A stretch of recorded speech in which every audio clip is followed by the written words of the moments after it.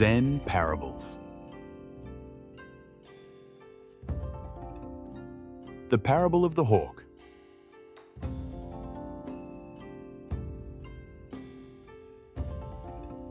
What if I told you that a tiny quail heckling a hawk is actually one of the Buddha's deepest lessons on the nature of practice? Craving and not self? That the story of a bird squawking in a plowed field can effectively tie the activity of practice with the Buddha's first two discourses. Ambitious? Yes. And that's the parable of the hawk. Here's the setup. The quail strays from its proper domain, the plowed field, and immediately gets snatched up by a hawk. The quail awakens to this new dynamic. Panic sets in. And in that instant, the quail realizes, if I'd just stayed in that field, this couldn't have happened. This is the activity of orienting. The quail, realizing its peril, convinces the hawk to let it go, back into the plowed field below. The hawk, arrogant, lets the quail go, and the quail darts back to the plowed field. And from there, the quail doesn't just hide, it actually heckles the hawk. What gives?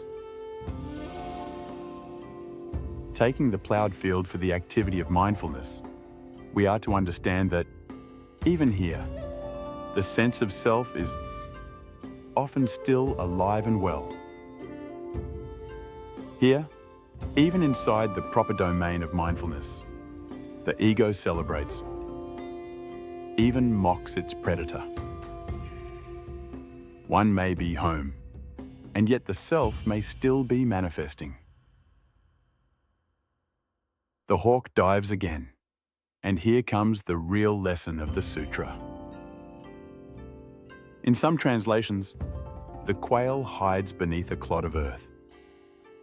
In others, it disappears inside it. And that difference is huge. Hiding beneath symbolizes the self as still manifesting. Not much of a lesson. Disappearing inside the clod of earth symbolizes the self as dissolved completely into the process of practice. Here, the quail has let go. The hawk smashes itself on the clod of earth, on the teaching of not self. Craving has no target here. Now, let's pause and connect the dots. The Hawk Sutra ends with the Buddha giving a short lecture on sensual pleasure. He warns that chasing pleasure is akin to the quail leaving the plowed field. That paradoxically, it seems safe enough.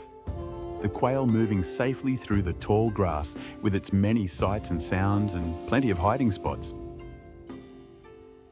But it's the very place Mara, the hawk of craving, strikes hardest. This is nothing less than the second noble truth.